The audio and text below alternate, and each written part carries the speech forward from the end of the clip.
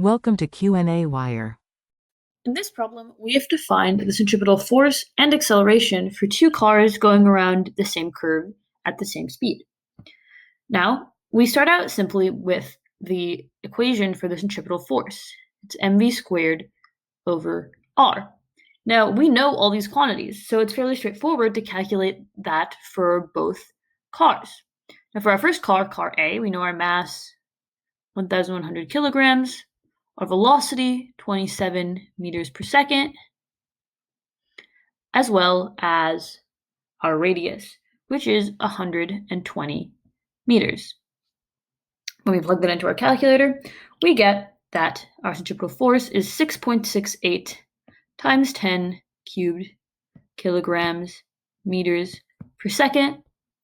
And we know that this is just equal to newtons, and so we can also round this quantity to be approximately 6,700 newtons, which is the answer to our first question, or the first part of this question, rather.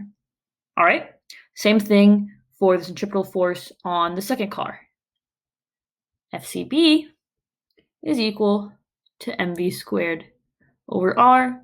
Our mass for our second car is 1,600. Our velocity is the same, 27 meters per second.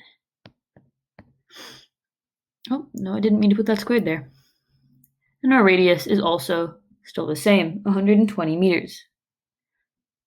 Same thing, plug it into a calculator, we find that our centripetal force is equal to about 9,720 newtons.